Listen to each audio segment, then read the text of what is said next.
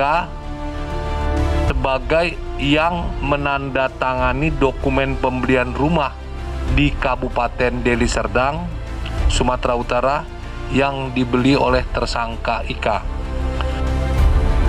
Menerima aliran dana dari Ika sebanyak 9,4 miliar rupiah.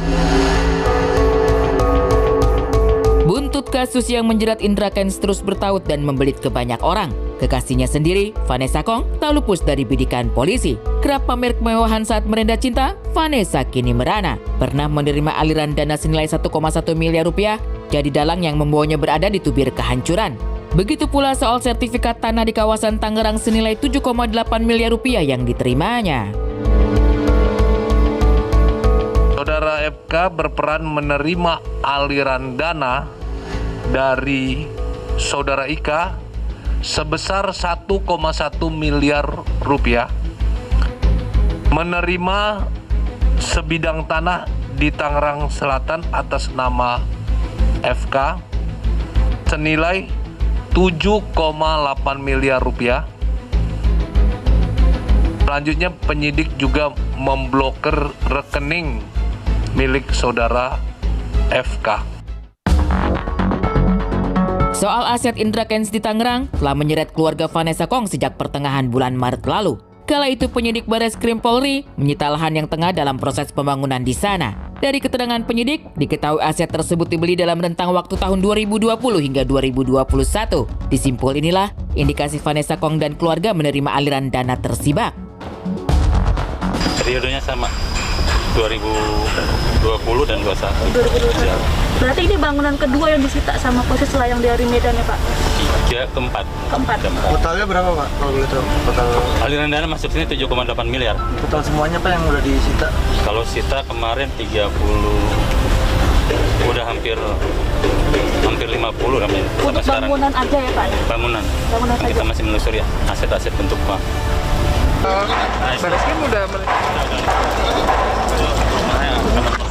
Oh, rumah calon mertuanya itu. Ini rumah apa Pak? Iya. Apa ulangin Pak? Ini Kita rumah juga rumah calon mertuanya Pak. Nanti kita telusuri perannya. Berarti ini rumah untuk calon mertuanya Pak artinya Pak? Bukan, ini Indra beli di sini Pak. Oh Terus buat dia pribadi ya Pak ya? Kita lagi telusuri ya. Nilainya berapa Pak?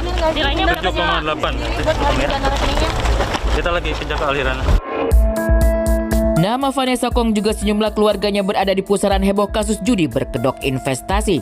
Menerima aliran dana dalam jumlah fantastis membuat mereka harus melewati jalan berliku di ranah hukum. Tetapi Vanessa seperti santai menanggapi status tersangka yang disematkan untuknya. Lewat media sosial, Vanessa menyanggah dan mempertanyakan keterlibatannya hingga ditetapkan sebagai tersangka. Tapi alibi Vanessa disikapi polisi bahwa mereka bekerja berdasarkan barang bukti bukan opini. Kalau dia mau mengelak, ya itu kan versinya tersangka ya. Tapi kalau penyidik jelas mengikuti apa yang sudah ditemukan dengan beberapa alat bukti yang sudah menetapkan kepada yang bersangkutan sebagai tersangka. Kini Vanessa bisa tenang dan siap membeberkan sederet bukti. Namun apakah sikap tenang yang juga terlihat saat ia berbagi cerita lewat sebuah konten di kanal Maya berlaku sama ketika ia diperiksa sebagai tersangka nantinya?